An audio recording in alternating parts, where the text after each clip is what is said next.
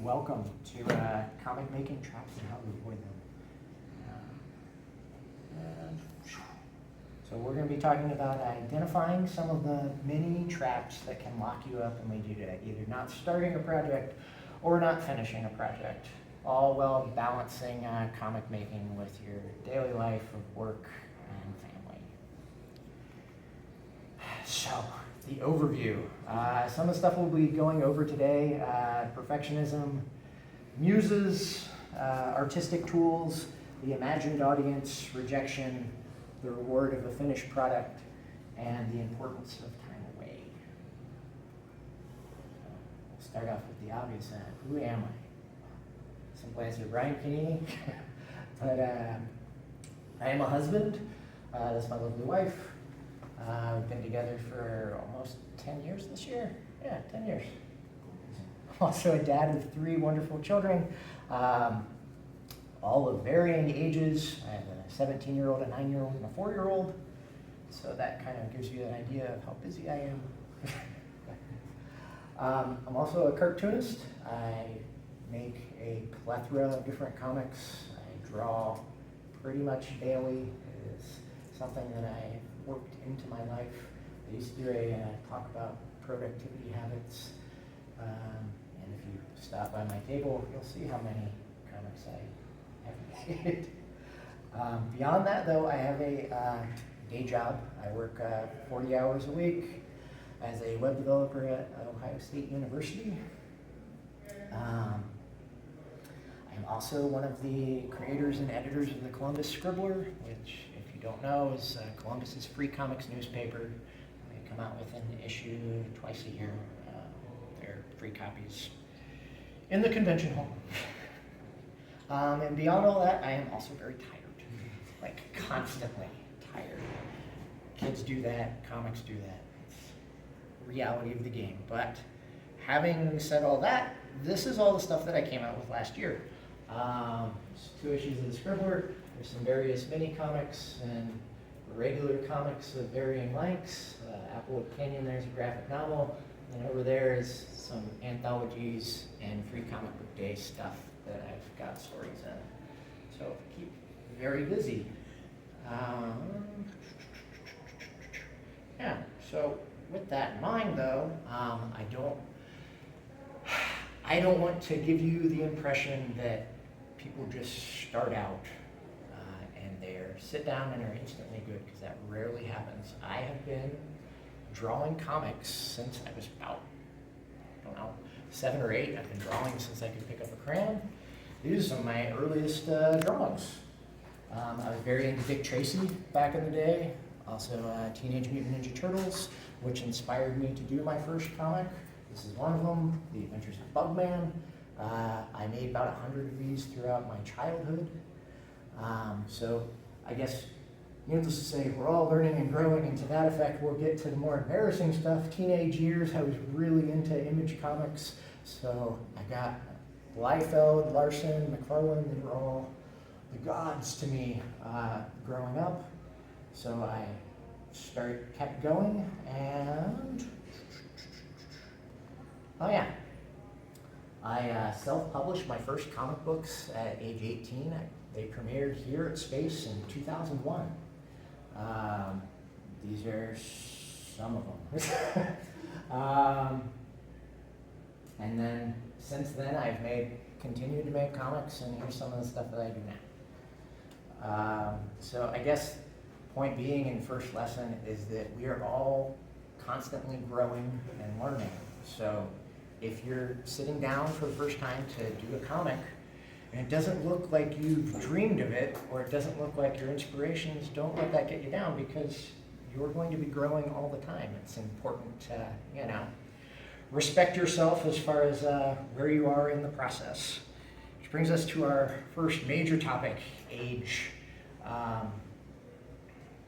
I've heard many people through these talks or at conventions in general, give the old age-old, it's too late for me, I'm too old for this, I don't know where to begin.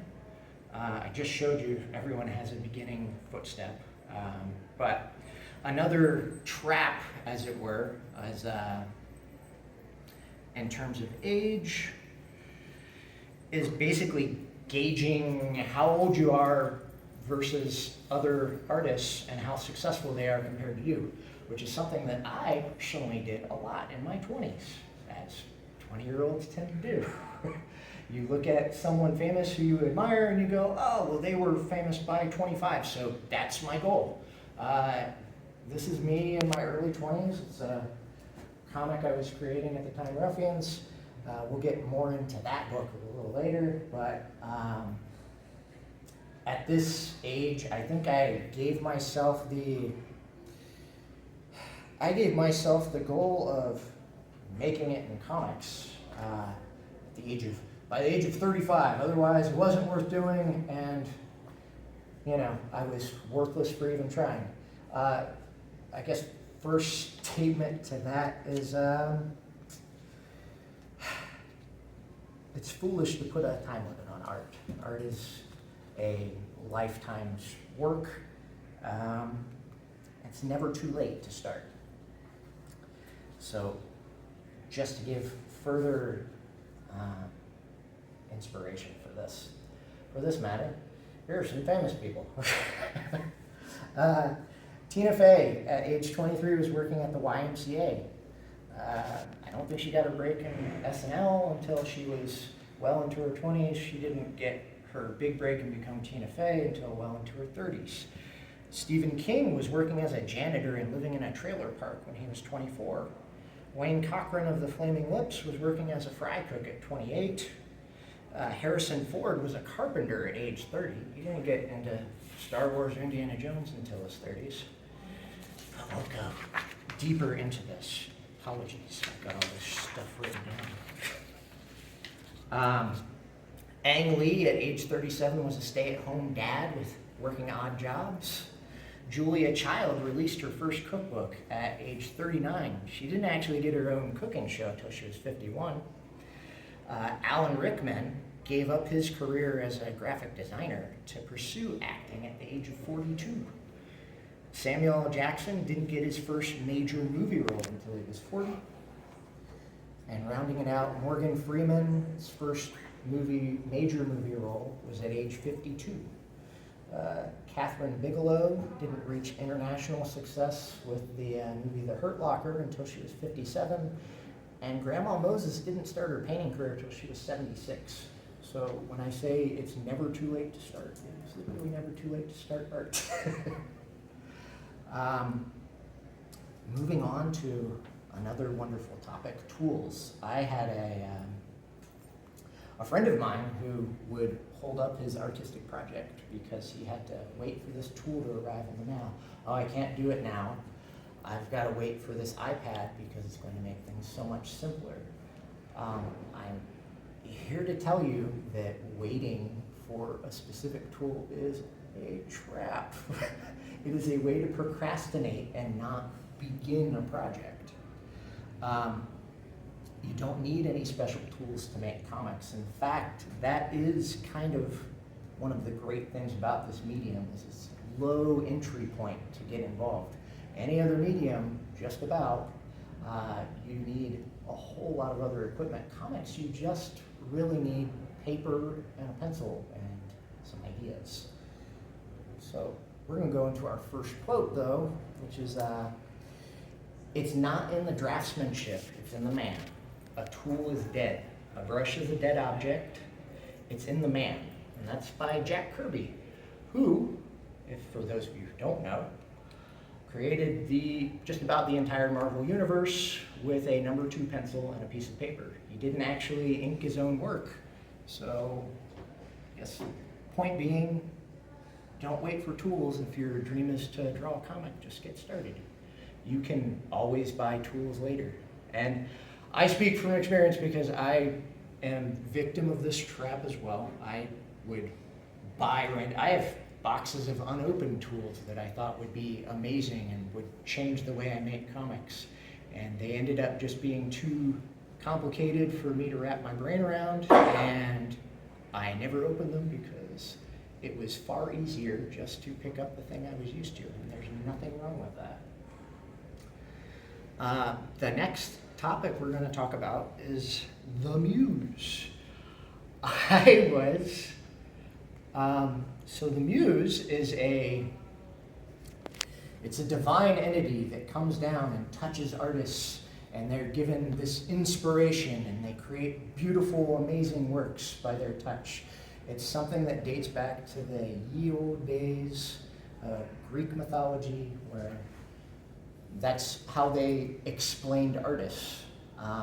And I was the king in my early 20s of going, I'm not inspired to draw, so I'm not going to sit down and do it.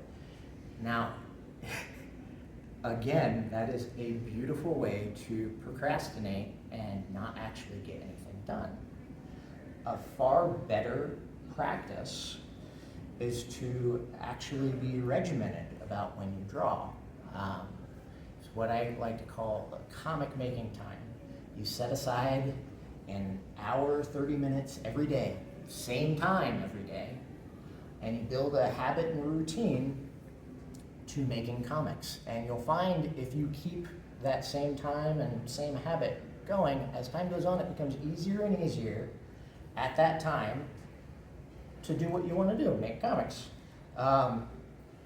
I've got a few bullet points here. Baby steps forward. So that is, it's very important because comics are hard to make. And comic artists are very good at beating themselves up for not accomplishing their goals that they've set out for themselves.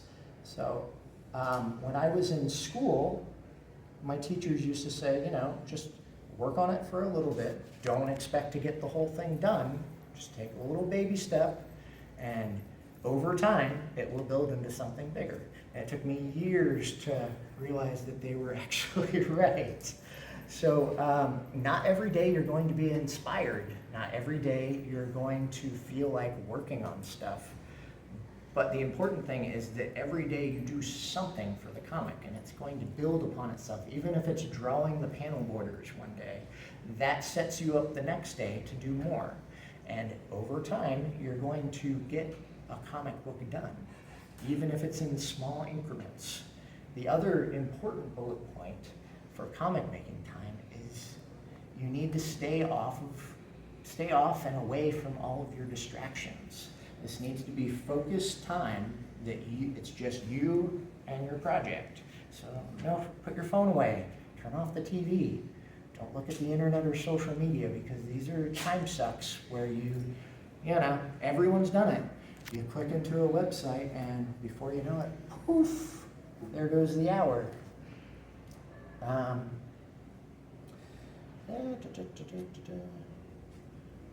Yeah.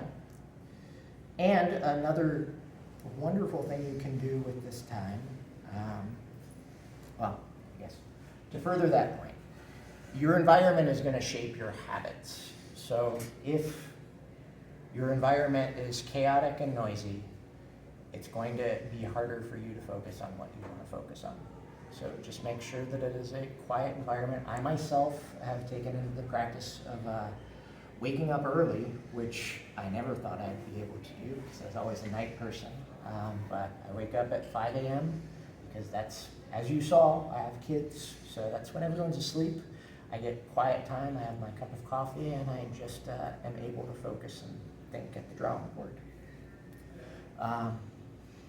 In terms of baby steps, another great thing to do is to, with your time, the last 5 or 10 minutes of that time, to kind of set yourself up for success the next day, whether that's roughing out pencils, whether that's just doing thumbnails so you have something to kind of springboard you on the next day.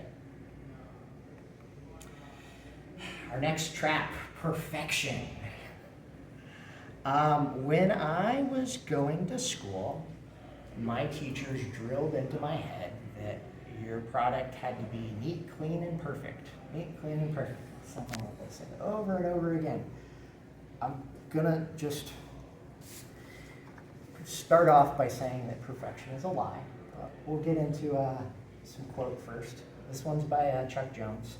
Every artist has 1,000 bad drawings in them, and the only way to get rid of them is to draw them out. Chuck Jones, if you don't know, is one of the famous Looney Tune directors. He created Pepe Le Pew, Roadrunner and the Coyote, Marvin the Martian. He also worked with Bugs and Daffy. So key takeaway here is that Chuck Jones knew that the secret to greatness was not in perfection. It is in perseverance. You keep going forward. Whether you're animating or creating art or just chasing any sort of dream, if you keep going forward, you're going to get to where you want to go. If you trap yourself into making sure that everything is perfect, you're going to kind of get to a standstill. And that brings into mind Ruffians, which I said we'd get to later. So, 2008, I had just come out with issue 7 of Ruffians, and I was self-publishing. I was living in San Diego. Life was very expensive, and I got to a point where I could no longer afford to self-publish. And I was like, well, I thought to myself, I've got this comic series going, maybe I can get a publisher for it. There was one problem. At this point, I was 7 issues in, and I looked back at that first issue, and I thought it was complete and utter garbage because I had grown so much in those last couple of years. So I brought about one of the dumber decisions in my artistic career, which was I'm going to go and redraw issue 1 and then submit it to a publisher. And this time it's going to be neat, it's going to be clean, it's going to be perfect. And I got really precious with it. And I thought and toiled over every single line that I drew for this comic. I was determined it was going to be the best comic ever. And 4 years passed. And in that time, I got 28 pages done. Now, I did eventually come to my senses and finish Ruffians. And Ruffians ended up being about a 200 and some graphic novel. So if I would have stayed on this path, though, 28 pages every 4 years, currently today I would be at 112 pages. So almost halfway through the book that it ended up being. So where did I go from here? What changed my path? It was actually this book, which, funnily enough, I picked up at Space. In 2000, 10 or 11. This is Drink More Water by a cartoonist named Chris Monday, who's a friend of mine. It's a journal comic. And for those of you who don't know, aren't familiar with journal comics or diary comics, they're basically for a set amount of time, every day you make a comic strip. And the comics can be about your life. They tend to be autobiographical, so it's about something that happened during the day, random thought that occurred to you, or some cases just crazy weirdness if you're feeling super tired about it. But this book changed my perception as to what a comic could be. And so I got back, I was still living in San Diego, and I got back and I decided I'm going to give journal comics a try for a year. So here's how journal comics can help you. The problem with perfectionism is you're getting too zeroed in on things, and perfection is something that you can try and reach for, but you're always going to be disappointed because it's never going to live up to what's in your head. I showed you where I started. You're always growing as an artist. Journal comics can offer you a freedom. Because you're doing a comic every day, you actually realize, hey, this isn't a big deal. Tomorrow I can always make it better if it sucks. I do have to get it done though, because I'm committed to finishing it. Journaling also allows you to experiment. When I started my first journal comic, I had never picked up a brush pen, and I decided to do that because I always wanted to learn how to work with a brush. And and then the other obvious thing that goes hand in hand with comic making time, journaling actually allows you to form a routine, which if you're in the habit of drawing comics, you're going to draw comics. And that gets you away from the inevitable "I'm not inspired" trap. Because with journaling, if you hold true to your commitment, you're supposed to draw a comic every day. There's no way around it. And the reality with perfectionism is that if everything looked perfect, the world would be very boring. It's at the end of the day, though, it's better to have a completed comic than it is to have a work that is perfect. We need to stop viewing art as something that needs to be so confined in this box. Drawing is like handwriting. And by that I mean that everyone's going to do it differently. You need to find your own voice. I mean, there are millions and millions of examples of cartoonists, and every one of them is valid, and everyone is beautiful in their own sake, and all of them tell stories beautifully. I mean, that, at the end of the day, is kind of what we're here for. Now we're going to talk about the next thing, the audience. The audience trap, the imagined audience. So that brings up the great debate. When I was in my 20s, I had a roommate named Dave, and we used to get into arguments over what was more important with a story. His argument was that the audience needed to come first, and the audience was the most important thing because they're the reader. And my stance was always, no, I am the first audience member. I am the one telling the story, so I am the person that needs to come first, because if I don't enjoy what I'm making, then it's not going to get made, and then the audience becomes irrelevant.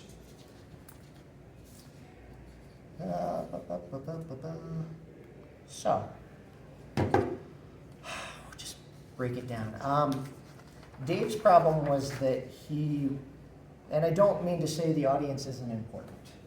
If you're drawing a graphic novel for a young age's audience, obviously you are going to do things in that book that are not going to be the same as if you're drawing something intended for mature readers. Not what I'm saying at all. His problem was more that he would change his story and what it was based on what he was imagining people wanted to see. And that's the real danger. And that's a good way to get yourself in either a position where you don't want to finish it because you no longer like it, it's no longer telling the story you want to tell, it's telling someone else's, or it'll get you in a position where you've produced something that you no longer want to sell because it's no longer telling the thing that you wanted to tell. And so I guess first and foremost, and I've seen this time and time again at conventions, you got to make peace with the fact that there are very few things that have universal appeal. Not everyone's going to like your work, and that's okay. There are millions of comics out there, and they're all great for different reasons. And some people are going to be more drawn to one thing over the other. You don't need to change who you are. In fact, that's the real problem. You don't want to change who you are and what you're making to conform to an audience. You need to find your own voice in the medium. Because that's ultimately, if your goal is to make comics and tell stories, that's going to give you the most satisfaction at the end of the day, is that if you're proud of the work that's in front of you, that you've produced, your audience will eventually find you. First, you need to find your voice and what makes your work special to you. And nothing is going to kill your creativity faster than if you are imagining some distant audience that is going to be drawn to this specific thing.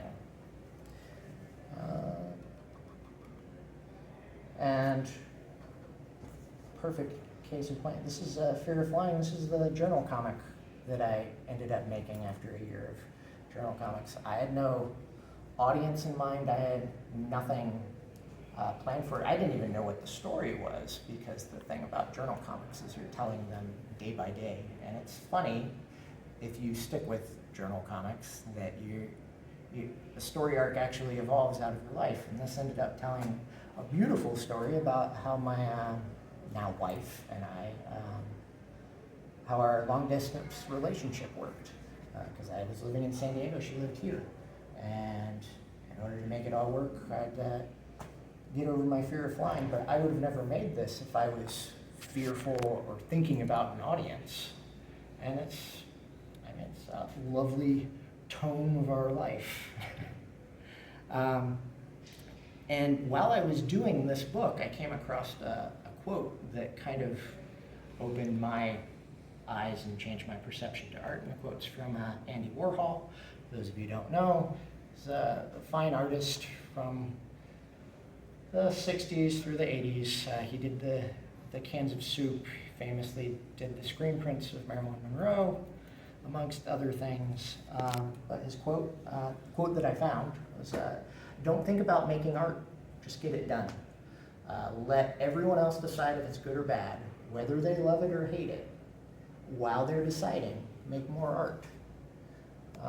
That changed my perception entirely as to what I could accomplish, because the reality was I was not making art for everyone else. I'd like for people to enjoy it and all that, but at the end of the day, my first audience was myself. I was making things for me, because if you're spending the exorbitant amount of time to draw a comic book, you damn well better like it. Our next trap, rejection. Everyone has a fear of rejection, and that is okay. But I implore you to kind of, this is a big, scary word for 2 letters. But it's going to be okay. No is not the worst thing you can hear in the world. That's something that I've learned time and time again. It's not something that you should fear. You need to get out there. You don't want you to be afraid of talking to people. You need to show your work to others. You need to look at other people's works, because that's how you're going to grow as an artist. That's how you're going to grow as a person.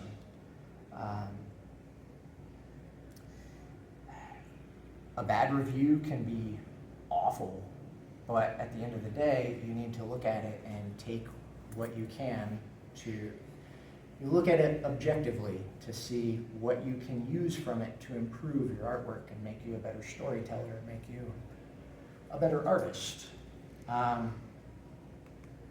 It doesn't hurt to ask, is the other end of this, which I've learned many times with the scribbler.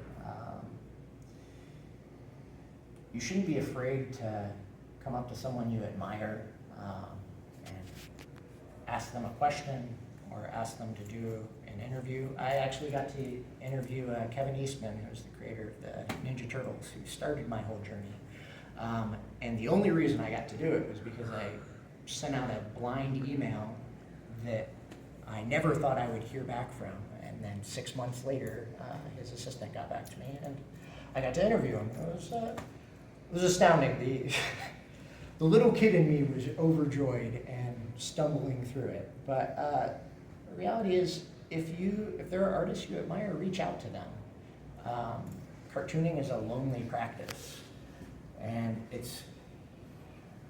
think of how you feel when someone picks up your work and says something nice about it, or even buys it, or sends you a random email saying, hey, I really enjoyed your story. Even professionals are going to feel the same way. And I've gotten to talk to a lot of my heroes just because I sent out emails and inquired if I could send them some of my comics. So no can seem scary and daunting, but the reality is, if you don't ask the question, if you're too afraid because of the no, you're never going to know if the answer is no. And what's the worst if the answer is no? You're in the same position you were to begin with, but at least you have an answer. Our next trap, the graphic novel. So everyone, I'm sure, has this big, long, epic story that they'd love to tell. It's their dream come true. They want to tell it. And I'm not saying that you shouldn't tell that. I am saying that it probably shouldn't be the first thing you start with. And here's why. So, we'll give the running analogy. If you wanted to run a marathon, you would not go out one day and run a marathon, because that would be stupid. You would die. You have no training. There's no reason. You would not make it to the end of the marathon. Far better idea would be to go out and, maybe see if you can run down the block and then build toward it. Graphic novel is very much the same way. But to break it down further, we're gonna, not at that slide yet. You want to keep it short to begin with. You need to build up to the graphic novel. Short stories are great. An 8-page story is a beautiful thing, 8-page mini comic. Beautiful thing about 8 pages is I typically get tired out about the first 4, and by then you're halfway through the story and you're able to keep on moving. So keep the page count low. 20 pages even can be daunting if you have not drawn a comic before. But you want to build to something bigger. Further proof, we'll go through the process of graphic novel. The beginning, everything is amazing. You're working on your dream project. It's going to be the best thing you've ever created. The end, you're almost done. It's amazing. This is the best thing. This is the story I've wanted to tell. And then there's the middle. In the middle, depending on how long your graphic novel is, it can be awful. You're going to second guess and question everything you've ever done as an artist. Because drawing comics is a lot of hard work, and graphic novels are big pieces of this. So, the way to overcome this, let's say you don't want to listen to me, you don't want to do short stories are beneath you, stupid, I need to tell this epic, I need to get it off my chest. Well, here's a solution. You can break it apart, okay? The 8-page mini still works for graphic novel. This is a graphic novel that I've slowly been telling over the years called Plastic People that I've been producing through 8-page minis. It's slowly building to a conclusion. This is another one, Applewood Canyon, that I worked on through 8 pages, mini comics, and just came out with a graphic novel last year that compiled them all. And you know what? It's way easier to get an 8-page mini out than it is to get a 120-some page book out in one go. The other benefit of breaking it apart is that as you print something, you are going to get rewarded with something that is done. So you're going to feel like you've actually accomplished something. The other problem with the graphic novel trap is that if you're doing it wholesale, it's going to be years until you actually can show it to anyone. Which leads to this, burnout. Now, burnout is very real. It happens to all of us. And as I just mentioned, the easiest way around burnout, first of all, is to be nice to yourself, which can be hard. Artists like to beat themselves up. We're not the most self-confident folk. But The reward of the finished product will actually serve you well, because there's no more beautiful feeling in the world than getting your finished book in your hands and looking it over for the first time. And to add on to the previous statement, the more quickly you can get to this point, the more motivated you're going to be to continue forward. It kind of, success builds off of success. So 8 pages, beautiful. And as time goes on, you'll be able to attack 20 pages will feel less daunting. 40 pages will feel less daunting. Before you know it, you'll be able to do a graphic novel without many qualms. But in terms of burnout, another huge thing that you can do for yourself that is kind of counterintuitive, but will lead you to being more productive in your comic making, is taking time away. We'd all love, I'm sure, to sit hunched over our drawing board, but that is not the healthiest choice, especially if you're talking like 8 hours a day. That can lead to many ailments. And the truth of the matter is that comic making is a very daunting process. You need to give your body time to recover. You need to give yourself time to recharge and get re-inspired. You need to get out there and take a walk, read books, because get bored. Nothing's going to fuel your inspiration more than a good old boredom, because your brain will actually think its way out of the boredom.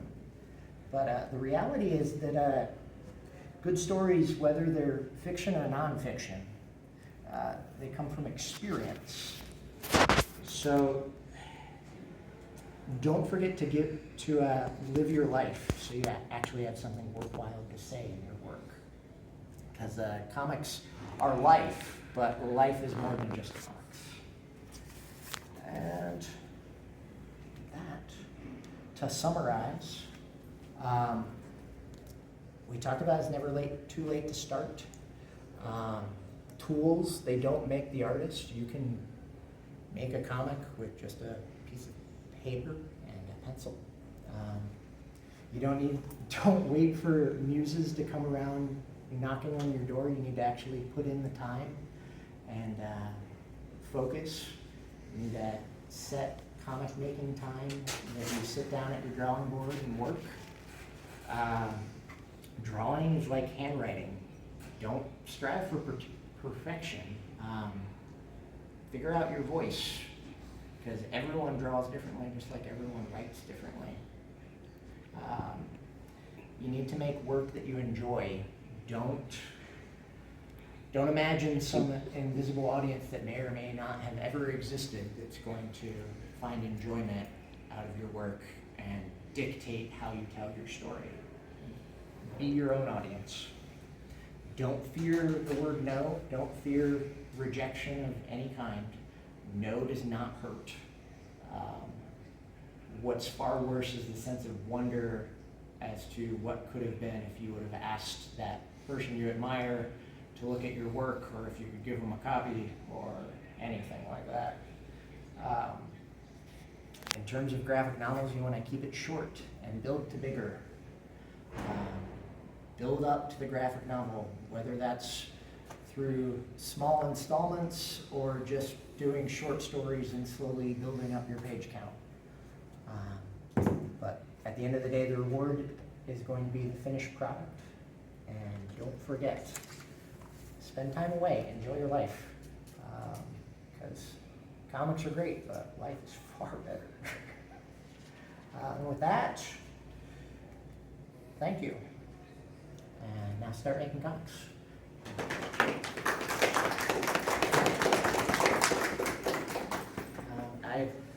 I have no idea what time it is. There's no clock in here. It's about 2:40, 1:40.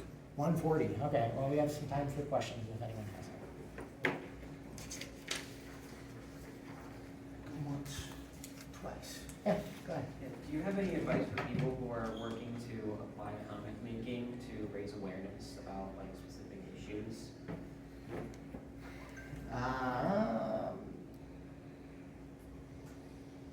Not particularly, beyond just knowing your community and engaging with them.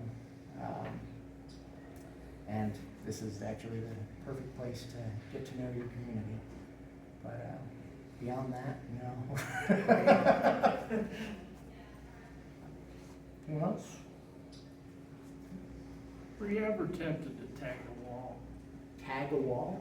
Yeah, I mean, you know, you're not a spray can guy, but No. every once in a while, that's how you can tell if you're going, you look at a wall and you know what that means. I can't say that I have. My thing's always been comics.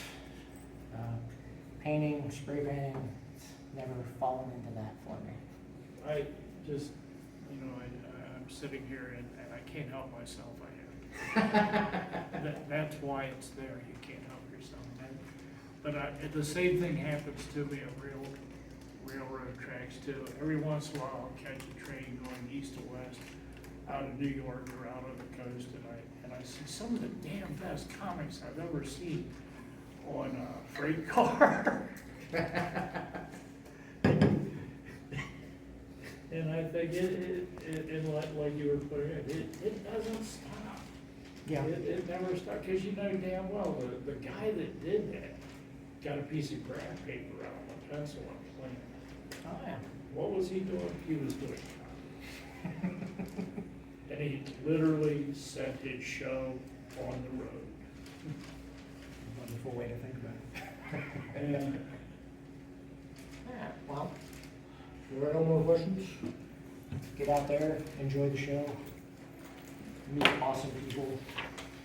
And if anyone wants to talk to me, I'm in there too. And I love talking about productivity and all this gobbledygook. So, yeah, thank you.